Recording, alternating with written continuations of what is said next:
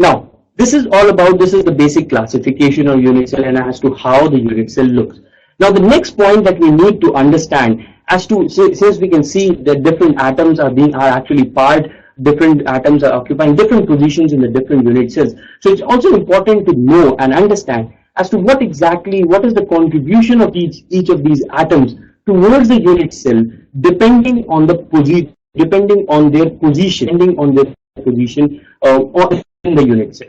So let's try, and we have already seen that the atoms or these spheres or these ions or these molecules can basically occupy three different positions. The one position is actually at the corners, so they can occupy the corners, or they can occupy the faces, or they can occupy basically the body center. So these are the three positions where you can actually see your atom or these spheres. So now let's try and understand what is the contribution of each of these atoms based on their position towards the unit cell. Now obviously you might be thinking, where does the center, okay, yes, Anand, you have a question here.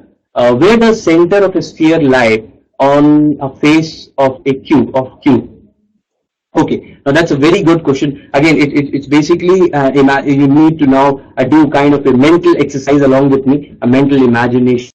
What I would like you to do is to, let's try and do it here itself. Now, this is, let's see, this purple one is actually our unit cell. And now I'm taking this particular atom and I have put it right in the middle of the face, So you can see here, as I said, it's right in the center. So the center of the circle, now in this case you can see that the center of the circle is lying right at the center of the face of the cube. Okay. Now if you're imagining a sphere, now it's very difficult to actually explain in a two-dimensional way. So let's say that this is actually a sphere. Now this does not look like a sphere, but still, let's imagine that. Now this is the face. Now what exactly can happen? Either my whole atom is only a small point, only a point of my atom is basically touching the face, or the other way is actually that half of it is actually on the inside and half of it on the outside. So the correct way of representing the atom, or as if on a face, when it's actually in a face-centered cubic unit cell, is actually to half of the atom is on the inside of the unit cell and half of the atom is on the outside of the unit cell, and it's basically right in the center of the face. So is this idea clear, Anand, now? Okay. Now let's try and see what we were trying to do. We were trying to observe as to what exactly is the contribution of each of the atoms depending on the different positions. Now let's see what the first position that we had. The first position that we had was that the atom was going to be at one of the corners of the cube. So now I have put one of the atoms at one of the corners of the unit cell. Now, as I said, a unit cell basically makes a lattice. So I'm now going to arrange different cubes in different directions with this particular unit cell. So I'm bringing another unit cell and now I'm placing it right beside my existing unit cell. Now another way is actually, now there are more possibilities. So I'm now taking another unit and I'm placing it right here. So now you can see here. Now, can anyone very quickly tell me as to how many unit cells are right now sharing this one single sphere or one single atom? 3. That's right. So now I bring in another one. Now this makes it 4. Right. So now a total of 4 unit cells are basically sharing one single atom. Now another thing that I can do, another very interesting thing now I can do is that I can bring 4 similar unit cells and place it right at the top here, right? So now what exactly is the number of unit cell that is sharing one atom here? Yes. So now we can see we have arrived at a very important conclusion. We have arrived at a very important conclusion that if the atom, now let's dismantle it. We are dismantling it.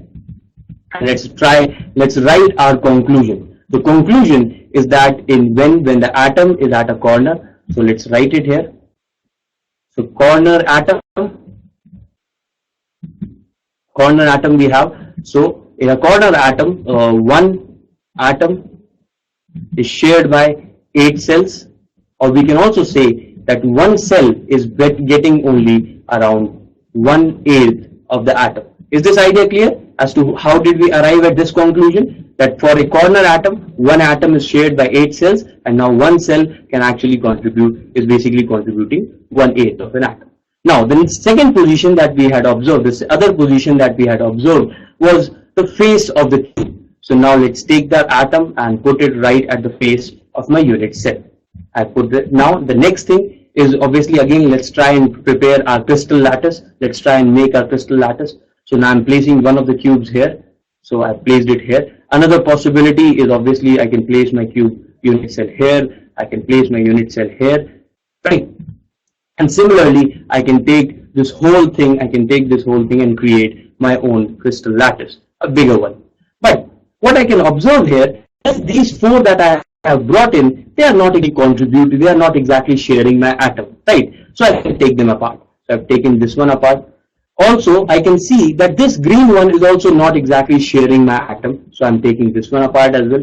And since, as I said, if you remember the representation, the way these atoms are actually arranged, they are basically the atom is actually half inside the cell and half outside. So we can also say that this orange one, this orange unit cell is also not sharing my atom. So how many unit cells are actually sharing the atom right now? Yes, very right, Naveen. Only 2 are actually sharing the atom. So now let's write it here. Face atom, when the atom is actually on the face of the cube, we can say that one atom is basically being shared by 2 cells, or we can say that one cell is basically having a total of half atom being contributed to it. Okay, so this is the next idea. Now the other idea that I would like you to now try and see here, let's try and dismantle.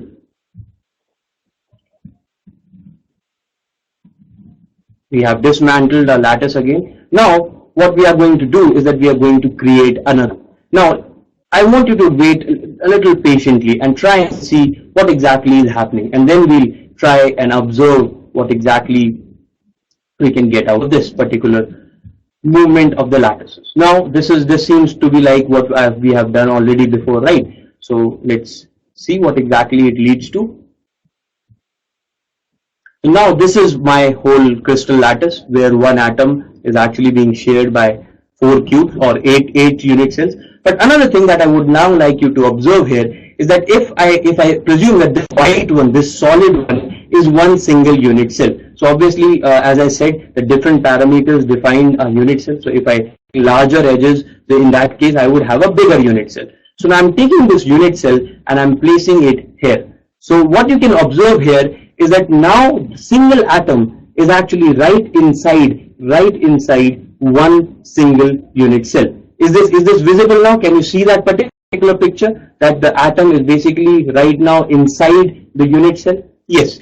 So as you can see, this is basically the representation. This is the representation of a body-centered. This is the representation of a body-centered atom, right?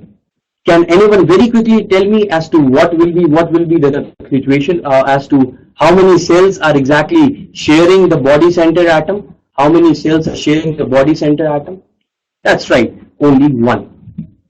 So we can write it here. One atom shares one cell. Now with this idea in mind, now let's move on and try and find out as to how many atoms are actually part of the different types of unit cell that we started off with. So the first unit cell that we had was the simple or the primitive cubic. Now we had seen that different atoms, all the 8 corners of the primitive or the cubic cell were actually occupied by 8 different atoms. 8 atoms at the 8 corners.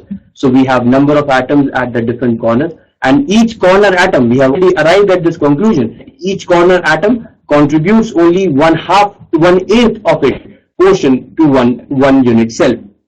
So since there are 8 atoms, we are getting a total contribution of 1 atom. Of these, all these 8 atoms are basically contributing only 1 atom towards the unit cell, right? Similarly, it would be the same case with body-centered and face-centered as well, because it's basically, we are just kind of changing only in the terms of the face and the body-centered atoms. The number of atoms of the corner are still the same. Now, since the simple or primitive cubic does not have any atoms on the face or atoms in the body. Therefore, the total atom that are basically part or are that actually making a simple or primitive cubic cell is actually 1. Now, in case of a body-centered cube, number of atoms in the faces, there are 0, and number of atoms in the body is actually 1. And we have also already concluded that a body-centered at 1 atom is actually for 1 cell. Therefore, since there is 1 atom in a body-centered cubic cell, the total becomes 1 from here and 1 from here. It becomes equal to. Now, let's see the face-centered cubic. Now, in case of face-centered cubic, again, this 1 is coming from the corner atoms. Now, what we have in the face-centered cubic, we have already discussed that a face-centered cubic, apart from the 8 corner atoms, it has 6 other atoms at the different 6 faces, all the 6 faces of the cubic cell. On the basis of that, we have that we have 1 face atom. 1 atom is basically for 2 cells, or for 1 cell, a face atom is basically half of its atom. Only half portion of the atom is contributing to a single unit cell. So we have 6 atoms, each contributing half an atom, therefore a total of 3 atoms as a contribution from the face atoms of the face-centered cubic cell. So total comes out to be 4. So this is a very important conclusion. This is something that is very important from the point of view of exams as well. These questions appear on a very regular basis as to what is the contribution of the different, what exactly is the number of atoms that you can associate with the different types of unit cell. So we have arrived at this very important conclusion.